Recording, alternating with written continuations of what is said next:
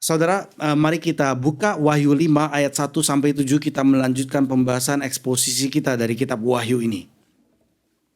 Wahyu 5 ayat 1 sampai 7 kita baca bersama-sama.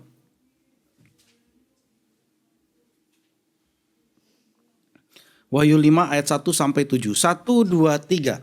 Maka aku melihat di tangan kanan dia yang duduk di atas tata itu sebuah gulungan kitab yang ditulisi sebelah dalam dan sebelah luarnya dan dimatrai dengan 7 matrai.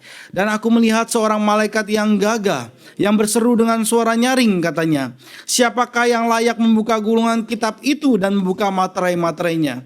Tapi tidak ada seorang pun yang di surga atau yang di bumi atau yang di bawah bumi yang dapat membuka gulungan kitab itu atau yang dapat melihat sebelah dalamnya. Maka menangislah aku dengan amat sedihnya, karena tidak ada seorang pun yang dianggap layak untuk membuka gulungan kitab itu ataupun melihat sebelah dalamnya.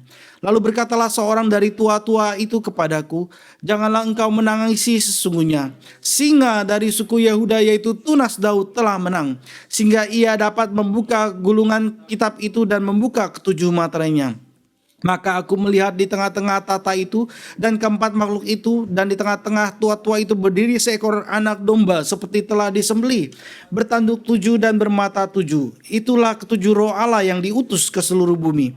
Lalu datanglah anak domba itu dan menerima gulungan kitab itu dari tangan dia yang duduk di atas tata itu. Mari kita menundukkan kepala dan kita berdoa. Kami ucap syukur ya Tuhan, kami boleh membaca firman-Mu. Kami ucap syukur ya Tuhan, hari yang telah Tuhan tetapkan di hari Minggu ini kami boleh datang beribadah. Dan sekiranya ya Tuhan, dengan ucapan syukur kami, dengan pujian, dengan doa, dan juga dengan persembahan hidup kami, kiranya Tuhan boleh dikuduskan dan dimuliakan. Tuhan, sucikanlah kami. Kiranya mata kami boleh melihat dan telinga kami boleh dibukakan mengenai siapakah Tuhan dan siapakah diri kami. Kami berdoa, kami memohon dalam nama Tuhan Yesus Kristus. Amin. Saudara melihat gulungan kitab yang berisi kehendak Allah di tangan kanan Allah. Yohanes mendengar bahwa tidak ada seorang pun yang layak untuk dapat membukakan gulungan kitab ini dan membukakan materi-materinya. Yohanes secara singkat mengalami begitu depresi, merasakan sebagaimana dunia tanpa Kristus, melihat sejarah seperti tuburukan atom dan atom yang terjadi begitu saja tanpa ada yang mengatur, tanpa ada yang mengendalikan. Jadinya segala sesuatu yang ada dalam sejarah itu terjadi secara kebetulan. Begitu menakutkan.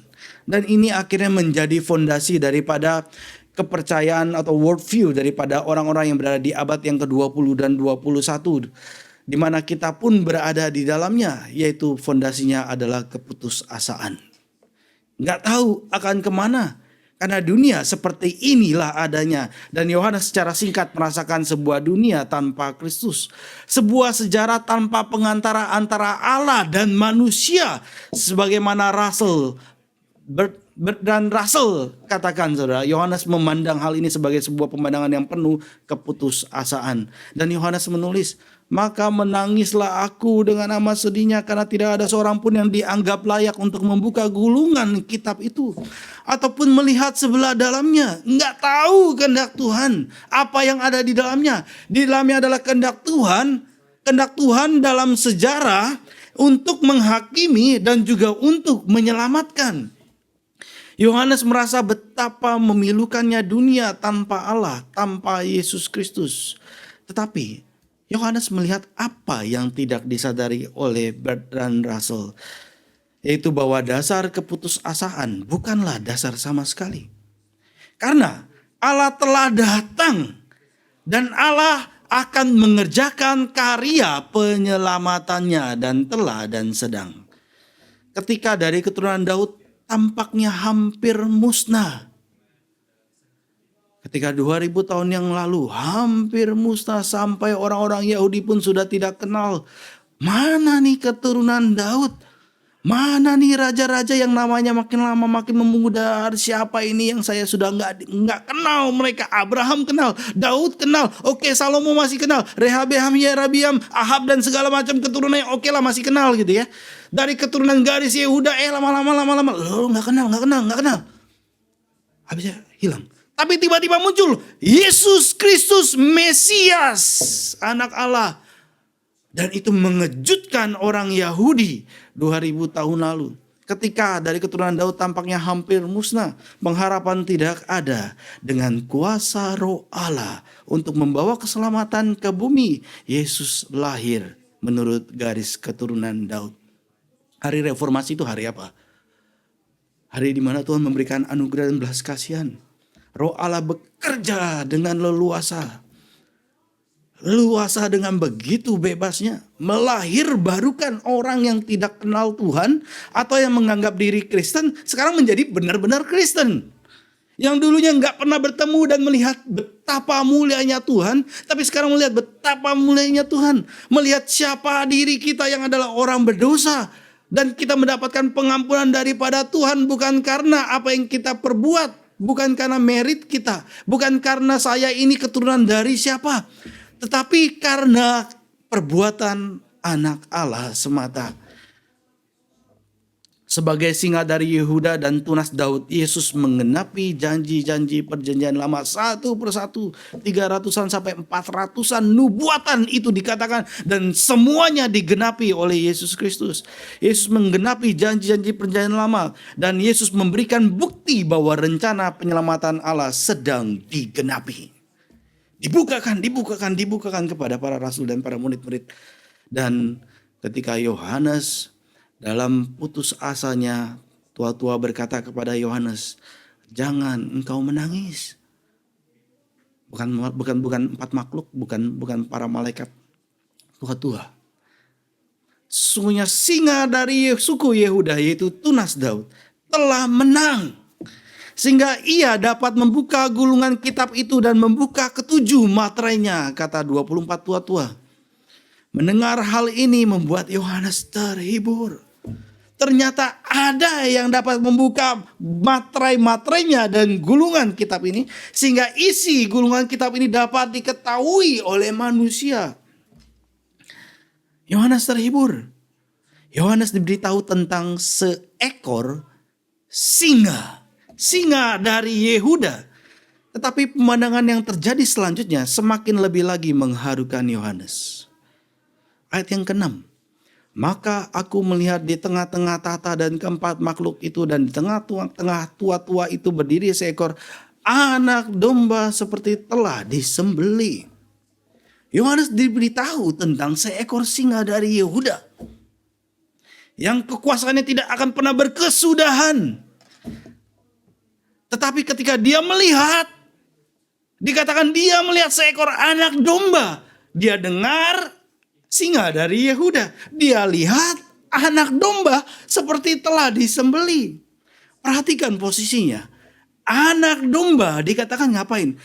Dia berdiri. Berdiri di antara Allah dan manusia. Meskipun dia adalah seekor singa, Yesus mendamaikan umatnya dengan Allah melalui pelayanannya sebagai anak domba. Biasanya sifat singa itu seperti apa? Saudara pernah dekat singa enggak? Saya sih pernah dekat singa. Tapi dalam bus ya. Dia jilat pintu kaca karena digantungin daging di situ. Dia jilat, dia makan gitu ya. Mengerikan gitu ya. Ini kaca kuat atau enggak ya? Kalau kaca ini enggak kuat, mati dia diterkam singa gitu ya. Jadi apa yang kita rasakan ketika berada dekat singa? Kekuatannya, kengerian gitu ya. Ngeliat yang kuat yang kita ngeliat ngeri gitu ya. Orang yang pendek itu ngeri ngeliat orang yang tinggi, kira-kira ya. Orang yang enggak punya apa-apa agak minder ketemu orang yang punya posisi, orang yang kaya. Biasanya begitu ya. Nah, singa itu kuat. Punya sifat kuat. Singa itu mendominasi, menguasai. Nah, bagaimana sekarang dengan sifat domba? Domba itu terkenal karena lemah lembutnya ya. Lemah lembut. Dan saudara, Kristus menggabungkan kedua sifat ini. Singa dan domba. Singa dan domba. Dua sifat yang berbeda. Tetapi berjalan dalam keseimbangan keselarasan yang sempurna di dalam Kristus Yesus. Jonathan Edward berkata mengenai Yesus tentang kedua sifat ini, dia katakan demikian. Dengan demikian, Yesus berada di atas segalanya, tetapi dia paling bawah di antara semuanya dalam kerendahan hati.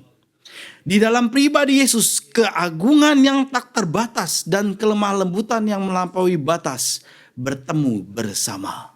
Ada kekuatan, tapi ada kelemah lembutan yang begitu kuatnya bertemu di dalam diri Kristus Yesus. Saudara, Yesus sebagai singa menggunakan kuasa Allah yang berdaulat untuk memerintah, untuk mengatur. Sebagai anak domba, dia menjalankan spirit of obedience dengan taat, sebagaikan binatang yang dibawa ke dalam pembantaian. Yesus sendirian di antara seluruh umat manusia dapat mengatakan, dan hanya dia sendirian mengatakan, aku menuruti perintah Bapakku dan aku tinggal di dalam kasih-Nya. Kenapa aku tinggal di dalam kasih-Nya? Karena aku menuruti perintah Bapakku. Yohanes 15 ayat 10. Dengan demikian Yesus layak disebut sebagai Allah yang sejati dan manusia yang sempurna. Singa dan juga adalah anak domba Tuhan, tapi juga dia adalah hamba. Kita baca Yohanes 15 ayat 10 dan kita hafalkan ayat ini. Yohanes 15 ayat 10, kita buka Alkitab kita. Yohanes 15 ayat 10. Bersama-sama kita baca 1, 2, 3.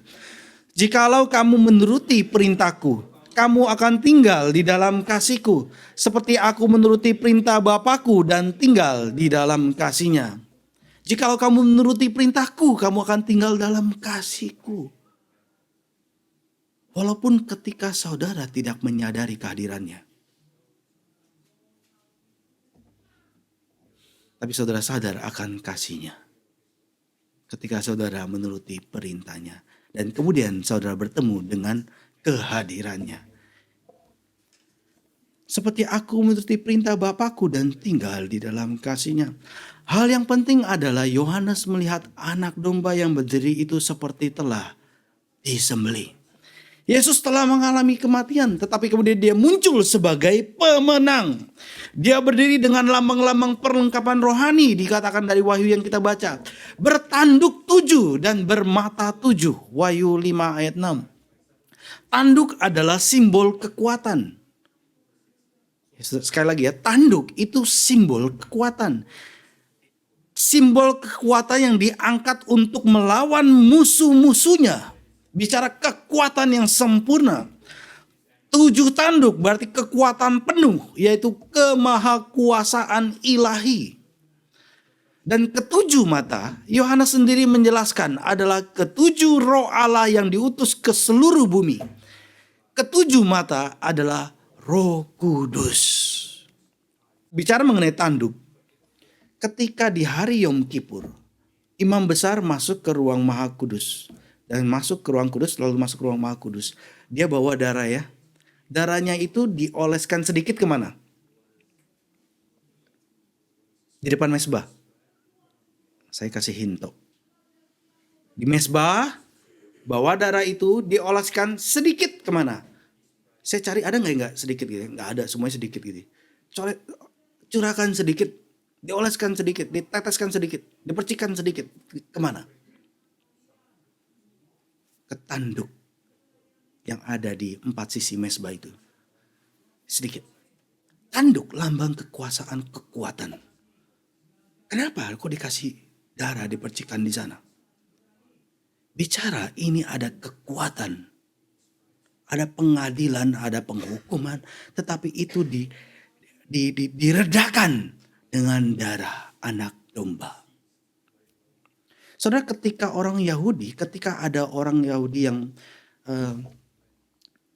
akan dihukum mati atau dikejar oleh orang akan dihukum gitu ya.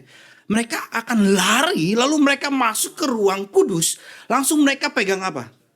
Tanduk. Kenapa mereka pegang tanduk? Artinya apa? Dia bersandar pada kekuatan Tuhan. Memohon kepada Tuhan, jangan saya dimatikan. Dan itu nggak boleh dibunuh. Nggak boleh dibunuh. Itu tertulis di dalam hukum Taurat. Ketika pegang, itu nggak boleh dibunuh. Dan inilah karena tanduk lambang kekuatan. Saudara, seorang nabi abad 8 sebelum Masehi, Nabi Yesaya, dalam Yesaya 11 ayat 2 mengatakan, yang kemarin kita sudah baca minggu lalu. Di ayat yang kedua mengatakan, roh Tuhan ada padanya mengenai tunas dari Daud. Roh hikmat dan pengertian, roh nasihat dan keperkasaan, roh pengenalan dan takut akan Tuhan. Saudara, Yesus dipenuhi oleh Roh Kudus. Dan diberikan dengan begitu berlimpahnya dan tak terbatas, dikatakan oleh Yohanes. Yesus dipenuhi oleh Roh Kudus dan dengan demikian dia layak untuk mengambil dan membuka gulungan kitab itu. Dia layak untuk menyatakan dan mengenapi kehendak Allah yang menyelamatkan. Yesus sang singa dan dalam kemahakuasaan ilahinya telah menaklukkan melalui pekerjaan yang dia lakukan, tapi dengan sebagai anak domba. Dia yang telah menang sehingga dia dapat membuka gulungan kitab itu dan ketujuh materainya. Ketika di Taman Getsemani Tuhan Yesus berdoa sedangkan muridnya mau menghunuskan pedangnya. Tuhan Yesus katakan, bukankah aku bisa sebenarnya ya kalau aku bilang bahwa sebentar malaikat bisa datang. Bahkan bukan satu, kalau satu aja bisa bunuh ratusan ribu orang yang pernah terjadi dalam perjanjian lama gitu ya. Ini apalagi lebih daripada satu. Bukankah aku bisa sarungkan pedangmu? Dia berkata kepada Petrus. Dia tidak lakukan. Dan dia dengan taat menjalankan tugasnya. Apa yang harus dia lakukan dalam karya penyelamatan Allah. Dia telah menang. Sehingga dia dapat membuka gulungan kitab itu dan ketujuh materainya. Saudara, Yesus disebut sebagai anak domba dalam kitab Wahyu itu 28 kali. Sebagai anak domba 28 kali. Dan itu bicara kematiannya yang mendamaikan. Kematiannya yang mendamaikan. Anak domba seperti yang disembeli. Anak domba yang telah disembeli. Pendamaian ultimat yang membawa kemenangan bagi umatnya. Sekali lagi, pendamaian ultimat yang membawa kemenangan bagi umatnya. Bisa munculkan PowerPoint. Saudara, ini ada foto tahun 2021. Saudara lihat ini apa? Ini di mana? Di Gaza. Yang sebelah kiri saudara. Sebelah kiri itu adalah miliknya Yahudi, Israel. Sebelah kanan adalah miliknya Hamas. Sedang itu tembak, itu rudal. Lalu yang sebelah kiri itu ngapain? Kok ada rudal lagi? Tembak rudal ya, supaya hancurin. Supaya nggak kena ke mereka gitu ya. Ini foto tahun 2021. Iron Dome daripada Israel melawan roket-roket Hamas yang diluncurkan dari Gaza. Beautiful nggak? Beautiful sebenarnya. Kayak kembang api loh. Tetapi horrifying. Menakutkan. Saudara, kota bangunan itu saudara seperti kota yang kayak kita lihat di sini juga saudara. Saudara coba lihat ke atas katap, mungkin saudara nggak naik ya. Kemana gitu ya, dari jendela saudara lihat. Mirip lah kayak keadaan kita. Tapi siapa sangka rudal itu datang gitu ya. Saudara, Allah mendatangkan kemenangannya dan membebaskan umatnya bukan melalui kembang api kekuatan militer. Tetapi melalui kelemahan penyaliban. Allah mendatangkan kemenangannya dan membebaskan umatnya bukan melalui kembang api daripada kekuatan militer 2000 tahun yang lalu, enggak. Tapi melalui kelemahan penyaliban. Karya penebusan dari anak domba yang disembeli sebenarnya sudah diperkenalkan jauh-jauh sebelumnya. Dari peristiwa dosa pertama dari Adam dan Hawa di Taman Eden. Adam dan Hawa telah melanggar perintah Tuhan. Hukumannya adalah kematian. Setiap manusia mengalami kematian. Sebagaimana firman Tuhan katakan, upah dosa adalah maut. Tuhan menyampaikan kabar baiknya bahkan sejak daripada kejadian. Ada seorang pengganti. Dia menderita kematian menggantikan mereka yang seharusnya mati. Dengan demikian memuaskan keadilan Allah terhadap dosa mereka. Dalam kejadian Tuhan Allah membuat pakaian dari kulit binatang untuk Adam dan untuk istrinya. Lalu mengenakan kepada mereka yang tidak bersalah dimatikan untuk orang yang bersalah. Kenapa kulit binatang jadi pakaian Adam dan Hawa? Pernah kepikiran gak? Kenapa kok kulit binatang dijadikan pakaian? Kalau kita baca memang ya dituliskan ya. Karena dia telanjang dan melihat bahwa mereka menutupkan dirinya dengan daun gitu ya. Ini bicara saudara, ini bicara prinsip kebenaran yang diperhitungkan. Prinsip kebenaran yang diperhitungkan. Kebenaran yang diperoleh oleh Kristus itu diperhitungkan kepada mereka yang percaya kepadanya. Pakaian kebenaran diberikan kepada saudara yang percaya kepada Kristus. Diberikan kepada saudara. Apa yang dipakai oleh Adam dan Hawa? Daun. Yang sebentar rusak. Sebentar. Tapi Tuhan kasih yang baik kepada mereka. Bicara kebenaran Kristus yang diberikan kepada kita. Soalnya di dalam perjanjian lama pengorbanan binatang itu terus berlanjut. Terus dipersembahkan korban. Mengingat bahwa dosa-dosa manusia hanya bisa dihapuskan dengan kematian korban yang layak. Bukan korban sembarangan. Korban yang layak. Pada hari raya Paskah pertama bangsa Israel dibebaskan. Dari Mesir dilepaskan. Dengan darah anak domba yang dioleskan di ambang pintu. Di atas dan di palang pintu rumah. Sehingga mereka selamat dari malaikat maut. Pada hari raya pendamaian tahunan. Di Yom Kippur, imam besar masuk ke ruang maha kudus dengan darah anak domba untuk memalingkan murka Allah dari umat. Dipercikan di lalu dipercikan bahkan ke atas tabut perjanjian. Saudara, ini adalah gambaran yang kuat yang diberikan di sepanjang perjanjian lama. Ini adalah realita yang akan dicapai Yesus ketika dia mati di atas kayu salib. Ketika ada murid-murid Yesus di jalan Emmaus yang merasa kecewa, kenapa kok Yesus mati? Rabi mati di salib. Dan Yesus menampakkan diri kepada mereka dan mengatakan, bukankah Mesias harus menanggung penderitaan itu dan baru dapat masuk ke dalam kemuliaannya? Dibuka perjanjian lama, dinyatakan apa yang harus dialami oleh Mesias. Dan mereka terbuka matanya. Ternyata yang bicara kepada kita adalah Yesus sendiri. Dan mereka terharu. Dan mereka diberikan api yang begitu membara di dalam hati mereka. Saudara, Yesus sebagai anak domba, dia menjadi korban yang sejati. Dia menanggung dosa-dosa umatnya.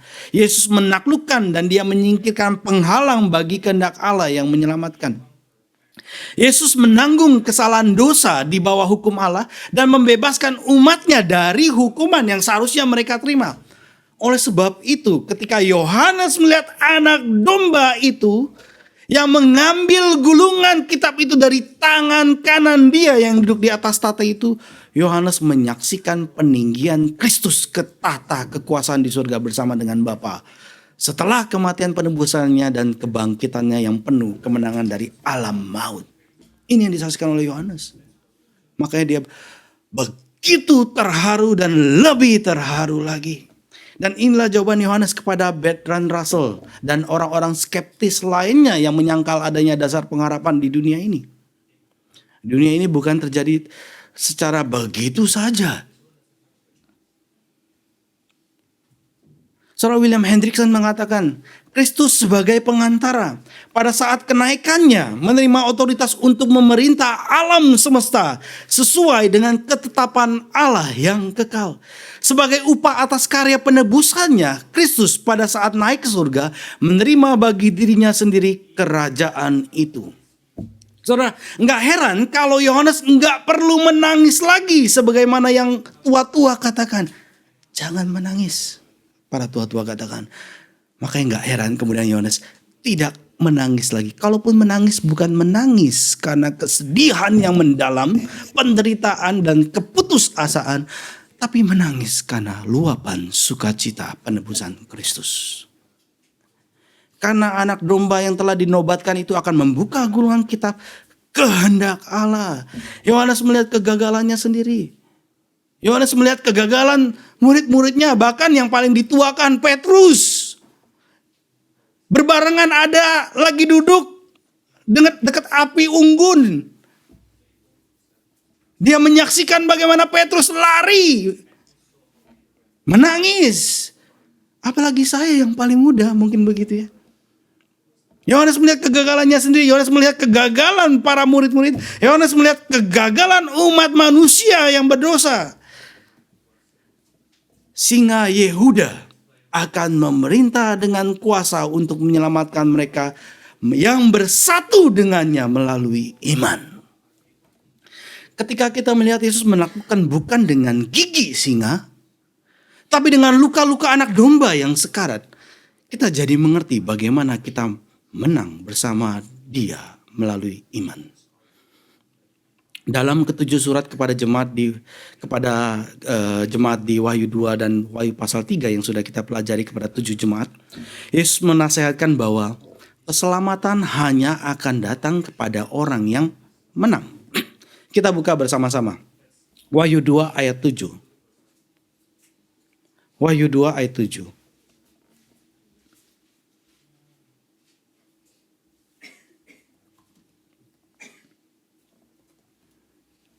Satu, dua, tiga. Siapa bertelinga, hendaklah ia mendengarkan apa yang dikatakan Roh kepada jemaat-jemaat. Barang siapa menang, dia akan kuberi makan dari pohon kehidupan yang ada di taman Firdaus Allah. Ya. Barang siapa menang, menang di sini adalah kata kerja. Jadi barang siapa yang menaklukkan, barang siapa yang memenangkan. Jadi ada yang dilakukan. Barang siapa yang menaklukkan, jadi bukan bicara ini saya ini pribadi gitu ya, bukan bicara sifat saya yang telah menang gitu ya, bukan. Tapi kita yang menaklukkan, kita yang memenangkan. Ini kata kerja, bukan kata benda atau kata sifat, bukan. Dari sudut pandang pasal 5 ini saudara yang kita baca tadi, pasal 5, kita bisa lebih mengerti apa yang dimaksud dengan menaklukkan melalui iman kepada Yesus Kristus. Kita muncul menang sebagai pemenang, memenangkan, menaklukkan. Kenapa bisa menang? Ketika kita beriman kepada Kristus. Karena Yesus telah menaklukkan dengan mati bagi dosa. Langkah pertama dalam kemenangan rohani kita adalah menerima karya penyelamatan yang telah Kristus lakukan melalui iman saja. Ini yang diperjuangkan juga ya oleh Martin Luther, oleh para reformator. Diselamatkan oleh karena iman, melalui iman kepada Yesus Kristus. Sebelum kita melakukan apapun, sebelum kita bisa menaklukkan apapun, kita harus diselamatkan oleh karya penyelamatannya terlebih dahulu. Kalau tidak akan pernah bisa. Kita tetap di dalam belenggu daripada dosa kita sendiri. Di dalam belenggu dosa kita sendiri. Keadaan general umat manusia adalah sebagaimana yang dikatakan dalam 1 Yohanes 1 ayat 8. Katakan. Semua dari Yohanes ya. Jika kita berkata bahwa kita tidak berdosa, maka kita menipu diri kita sendiri dan kebenaran tidak ada di dalam kita. Kenapa Yohanes ngomong seperti ini? Ini realita keadaan sebenarnya general yang ada dalam dunia yang berdosa.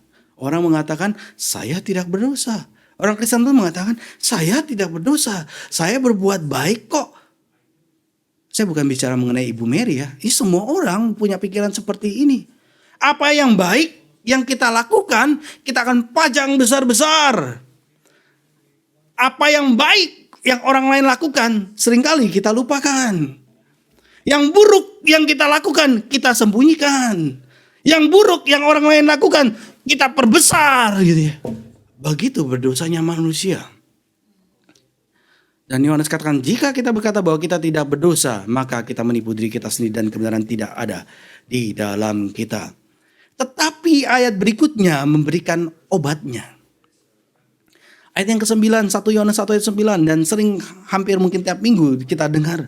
Jika kita mengaku dosa kita, maka Ia adalah setia dan adil, sehingga Ia akan mengampuni segala dosa kita dan menyucikan kita dari segala kejahatan.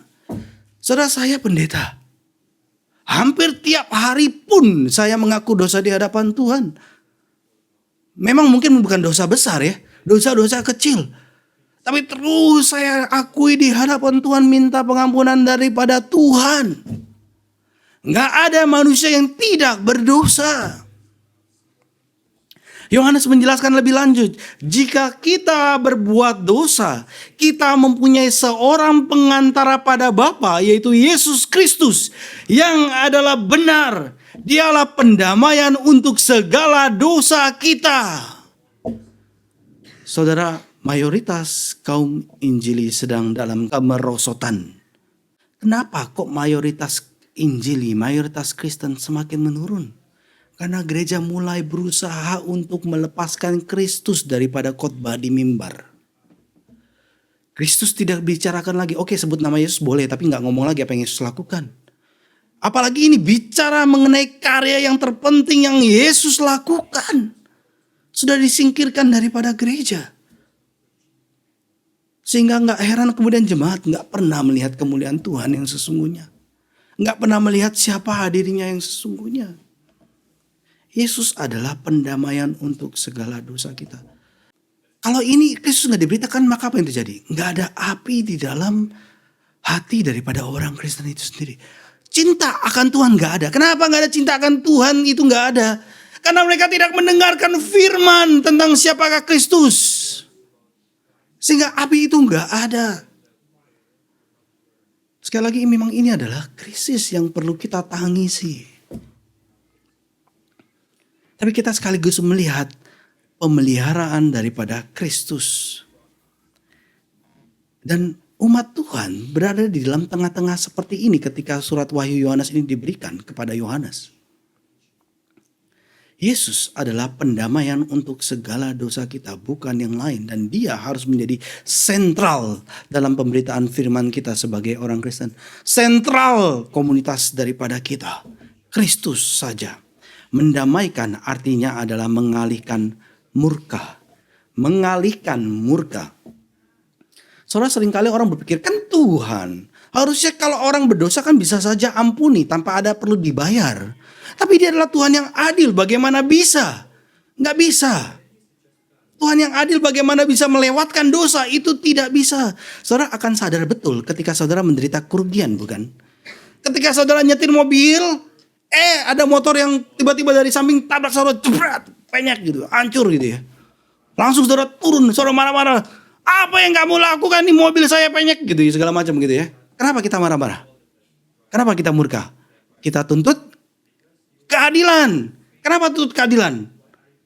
Supaya perlu diredakan kan ya. Ada sesuatu kerugian perlu diredakan, kemarahan perlu diredakan. Itu dengan pengalihan murka, yaitu dengan cara penebusan. Jadi ada hal yang seperti itu. Ada harga yang harus dibayar karena suatu kesalahan, suatu peristiwa telah terjadi dan itu perlu dialihkan. Gak bisa hilang begitu saja, saudara. Ketika ada orang Hamas masuk ke tempatnya Israel, membunuh mati orang, saudara, bisa gak diampuni saja semuanya gitu ya? Itu pun gak bisa. Memang manusia kemudian akan membalas dengan kekerasan gitu ya. Tapi bukan hal yang mudah loh. Hamas itu bersembunyi di tengah-tengah penduduk. Itu susah setengah mati. Bagaimana bisa? Susah. Gak bisa itu. Saudara, Yesus menebus dosa-dosa kita dengan kematiannya. Yesus mengalihkan murka Allah yang seharusnya kita terima. Kita harusnya dimurkai oleh Tuhan, tapi Yesus mengalihkan murka Allah. Kemana? Kepada dirinya sendiri. Kepada dirinya sendiri. Saudara, sebagai orang Kristen sudah datang beribadah ke sini, sudahkah saudara mengakui dosa-dosa saudara? Saudara minta Yesus, anak domba Allah, untuk menghapus dosa-dosa saudara. Sudah berapa lama saudara mungkin gak bicara mengenai pengampunan dosa? Saudara datang kepada dia, mohon pengampunan dosa. Kalau saudara sebagai orang Kristen bahkan belum pernah melakukannya, lakukanlah hari ini. Lakukanlah hari ini. Dan saudara, sebelum saudara menaklukkan, sebelum saudara melakukan segala sesuatu yang baik yang berkenan di hadapan Tuhan, maka saudara tidak akan ada pertumbuhan kerohanian sama sekali kalau saudara tidak membereskannya dari yang paling awal ini, saudara. Apakah hidup saudara diliputi oleh kesedihan dan penyesalan di dalam hidup? Coba saudara lihat keadaan hidup saudara. Dan tangisilah sebagaimana Yohanes menangisi bahwa dia tidak layak di hadapan Tuhan dan tidak ada seorang pun yang layak. Dan keselamatan itu dimulai dengan datang kepada Yesus untuk kemudian dibasuh, kemudian diampuni, kemudian diperbaharui oleh dia. Dan oleh karena itu saudara, pesan Yohanes dalam pasal pertama Injilnya adalah pesan pertama yang harus kita dengar dan kita percayai untuk mendapatkan keselamatan. Apa yang dikatakan dalam Yohanes 1 ayat 29. Lihatlah anak domba Allah yang menghapus dosa dunia. Lihatlah dia yang menghapus dosa dunia, anak domba Allah. Saudara, setelah diselamatkan terlebih dahulu barulah kita kemudian bisa menaklukkan. Sebelum kita diselamatkan, kita tidak bisa menaklukkan. Setelah diselamatkan, setelah dibasuh terlebih dahulu, barulah kita bisa menaklukkan. Orang yang belum pernah diampuni oleh Tuhan nggak akan pernah merasakan kasih Tuhan. Kalau orang nggak pernah merasakan kasih Tuhan, bagaimanakah mereka bisa mengasihi sesamanya? Tetapi orang yang mendapatkan kelimpahan daripada Tuhan, overwhelming, kasih Tuhan menguasai dia, maka dia pun akan mencurahkan kasihnya kepada sesama mereka.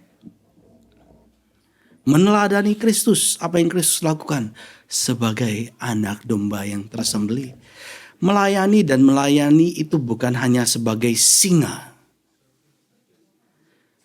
tetapi juga sebagai anak domba. Kombinasi ini ada pada Yesus dan juga hanya dapat terjadi pada kita jika Roh Kudus berdiam di dalam kita. Melayani dengan penuh kuasa, tidak gentar akan manusia, tapi melayani juga dengan sebagai anak domba. Meneladani Tuhan kita, anak domba yang telah disembelih. Saudara, ini adalah tanda kerohanian yang sejati bagi orang Kristen. Tanda kerohanian yang sejati. Kalau enggak menjadi singa yang enggak ada gigi, enggak ada kekuatan. Saudara, menjadi singa dalam kekuatan rohani, menjadi singa dalam kesetiaan, menjadi anak domba dalam cara kita berurusan dengan orang yang berdosa. Dalam kekuatan rohani, kita sebagai singa. Dalam berhadapan dengan orang yang berdosa, kita menjadi anak domba. Memenangkan, menaklukkan. Itu yang kita lakukan. Memenangkan, menaklukkan sebagai pengikut Kristus berarti kita menderita bagi Injil. Lihat apa yang Kristus lakukan. Dia singa dari Yehuda, tapi dia anak domba yang disembelih. Ketika saudara meneladani Kristus, saudara akan menjejaki langkah yang Yesus lakukan. Bukan di atas kayu salib, tentu itu hanya unik milik Kristus. Tapi kita pun melakukan hal yang sama. Sangkal diri, pikul salib, ikut Kristus. Itulah muridku, Yesus katakan. Menempatkan kesejahteraan kekal orang lain, bahkan musuh, di atas kepentingan duniawi kita. Sekali lagi ya, menempatkan kesejahteraan kekal orang lain, bahkan musuh kita di atas kepentingan duniawi kita. Petrus berkata, sebab untuk itulah kamu dipanggil, karena Kristus pun telah menderita untuk kamu dan telah meninggalkan teladan bagimu, dan supaya kamu mengikuti jejaknya. Petrus katakan, Saudara, seperti Yesus membuat dampak rohani yang terbesar di dunia dengan menderita karena ketaatan dan iman. Seperti Yesus, kita tahu bahwa singa-singa iman harus menaklukkan di jalan anak domba, dan bahwa mahkota kehidupan kekal hanya dikenakan kepada mereka yang telah memikul salib. Ini kita alami dalam kasih Kristus, dan dari kasih Kristus itu kita berikan kepada orang lain. Saudara, Corrie ten Boom, dia seorang yang belajar untuk percaya Yesus sebagai singa dan anak domba. Ketika tentara Nazi Jerman menyapu Eropa Barat pada tahun 1940, dan ketika para tiran mengenakan swastikanya mengambil alih Belanda pada saat itu, keluarga Corrie menghadapi situasi yang nggak jauh berbeda dengan situasi yang dihadapi oleh gereja-gereja di zaman Yohanes. Gereja-gereja Asia pada zaman Rasul Yohanes, dan sebagai pengikut Yesus yang setia, yang peduli, yang care, bahkan dia rela untuk mengorbankan kenyamanan dunianya untuk kepentingan kesejahteraan orang lain, berharap mereka pun boleh mendapatkan kekekalan. Tapi akhirnya ke-10 keluarga Corrie ini, saudara, mempertaruhkan nyawanya, tapi kemudian mereka tertangkap karena ada seorang informan memberitahukan Nazi. Boleh tolong munculkan PowerPoint-nya. Ini adalah Gestapo Jerman, kepolisian pada saat itu ya, dengan swastikanya. Kemudian Corrie dilaporkan dan kemudian keluarganya ditangkap dan dikirim ke kamp konsentrasi. Berikutnya. Dan ini di dekat kamp konsentrasi ya, jadi ada bangunannya gitu. Ini female punya kamp konsentrasi. Di sana ini namanya kamp Ravensbrück. Di kamp Ravensbrück yang brutal ini begitu mengerikannya. Bahkan saudara, kalau saudara lihat film-film itu walaupun ada yang film yang dibuat, ada yang benar realita gitu, ada khayalan itu juga ada. Tapi itu juga ada yang diambil dari realita fakta sejarah gitu ya. Itu mengerikan saudara. Bahkan rambut wanita pun ya digunting, itu bisa dipakai untuk dijual, dibotakin dijual rambutnya itu. Di camp Ravensbrück yang brutal ini, Corrie dan saudara perempuannya Betsy, saudara, belajar untuk mengandalkan Kristus, sang singa yang kuasanya melindungi dan menyelamatkan mereka. Pada suatu waktu Betsy jatuh sakit dan hanya bisa bertahan hidup dengan tetesan dari botol vitamin kecil. Udah habis. Berharap pada tetesan yang ada dalam botol vitamin itu. Cuma ada beberapa hari serum di dalam botol itu. Tapi Corrie mendapatkan bahwa serum itu gak pernah habis. Soalnya dia sebenarnya tergoda banget, gak mau bagiin ini. Kalau saya bagikan, ini Betsy, saudari perempuan saya, maka gak akan selamat. Dia tergoda untuk timbun, biarkan obat itu hanya untuk dia sendiri. Obat yang begitu berharga pada saat itu.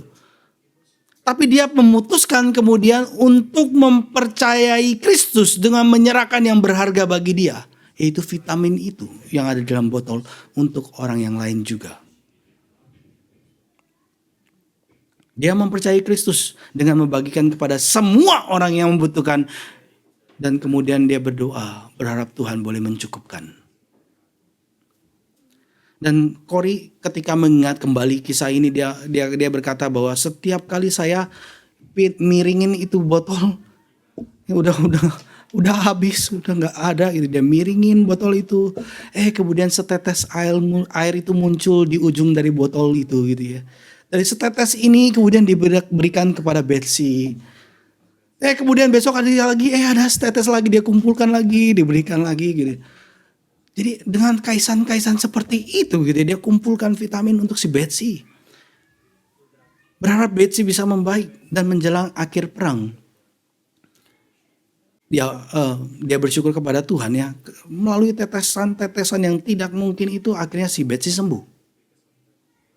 Dan menjelang akhir perang, Corrie mendengar namanya dipanggil saat dia absen. Corrie datang, dikasih bajunya, dikasih barang-barangnya kembali dan disuruh kembali gitu ya. Dia awal dipanggil dia bingung gitu ya. Seharusnya dia itu dihukum mati. Karena biasa dipanggil untuk dihukum mati, dieksekusi mati. Tapi dia dipanggil, dia dilepaskan. Dia menerima dibebaskan, kartu dibebaskan. Dan bahkan dikasih tiket kereta api ke Belanda. Dan kemudian dia baru tahu kalau ternyata itu adalah suatu kesalahan administratif daripada orang Jerman. Dan seminggu setelah itu semua perempuan di camp ini, saudara, di selnya semua dihukum mati. Semuanya dihukum mati. Saudara, dia melihat sedikit dari kedaulatan dan kuasa singa dari Yehuda. Apalagi ketika suatu saat nanti melihat bagaimana singa dari Yehuda ini mengklaim seluruh kekuasaannya dan kedaulatannya di atas bumi ini.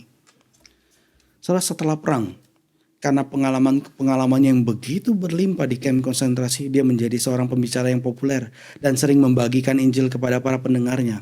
Dan pada suatu kesempatan, setelah dia bicara menyampaikan khotbah tentang pengampunan Kristus, dia bertemu dengan salah seorang, jadi di belakang gitu ya. Kemudian bertemu dengan salah seorang mantan daripada SS Guards di camp Ravensbrück ini. Ketemu dengan salah satu guard daripada SS. Seorang pria yang brutal, yang mengejek dan bahkan menyiksa Corrie sendiri. Dan menyiksa juga para tahanan wanita lainnya. Tapi sekarang pria ini menghampiri Corrie. Setelah kebaktian, dia membungkuk dan berkata, "Betapa bersyukurnya saya atas khotbahmu. Seperti yang kamu katakan, Yesus telah menghapus dosa-dosa saya." Ya, jabatin tangan Corrie. Pada saat itu, apa yang dialami Corrie? "Ya, saya mengampuni kamu." Enggak segampang itu, saudara. Lukanya begitu dalam.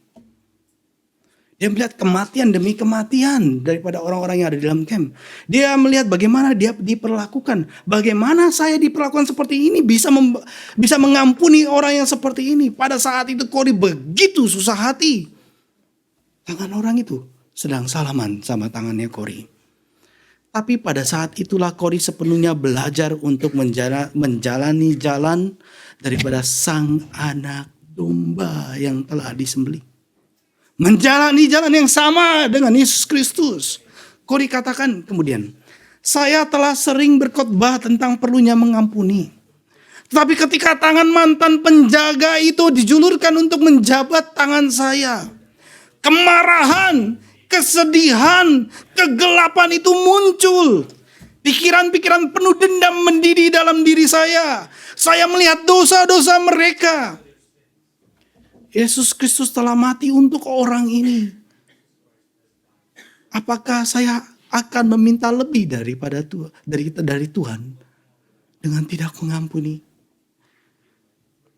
Lalu dia katakan, "Tuhan Yesus, saya berdoa, ampunilah saya dan tolonglah saya untuk mengampuninya." Corrie kemudian katakan, "Ketika saya memegang tangannya, hal yang paling luar biasa terjadi. Dari bahu saya ke sepanjang lengan saya, melalui tangan saya, mengalir sebuah arus. Seolah-olah mengalir dari saya kepadanya. Ke dalam hati saya muncul kasih untuk orang asing ini. Kasih yang kemudian menguasai saya." Saudara, Yohanes bersukacita melihat Yesus sebagai singa yang menaklukkan, sebagai anak domba. Melalui iman kepada Yesus, orang-orang Kristen memenangkan dan menaklukkan dalam banyak hal. Orang Kristen menaklukkan dan memenangkan dalam banyak hal. Bukan dengan kekuatan mereka, tapi dengan kekuatan anak domba sekaligus singa dari Yehuda. Saudara, kita bertobat dari dosa.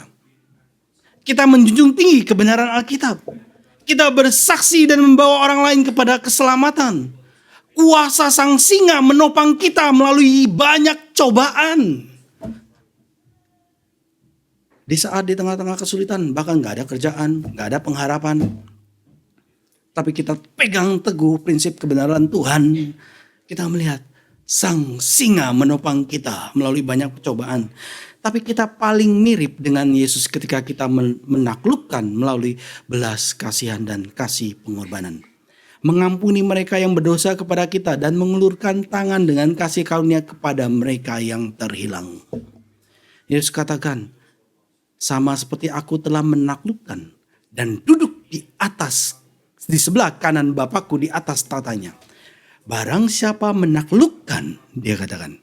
Dia pakai istilah barang siapa menang, Alkitab TB ya. Bahasa Inggris conquer. Barang siapa menaklukkan, ia akan kuberikan duduk di sebelah kananku di atas tahtaku. Taklukkanlah dirimu di hadapan Tuhan. Taklukkanlah dirimu menjadi berkat bagi sesama.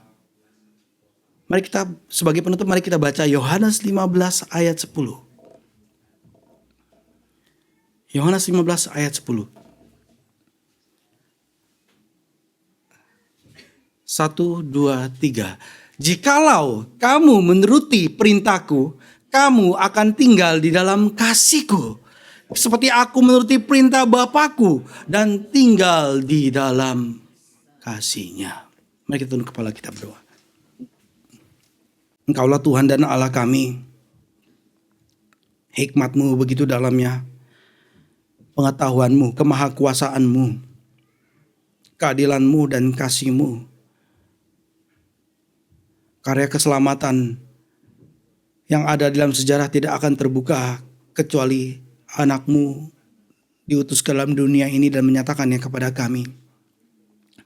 Sekarang telah dibukakan dan dibagikan, dan kiranya Tuhan boleh memberikan anugerah dan belas kasihan kepada setiap kami.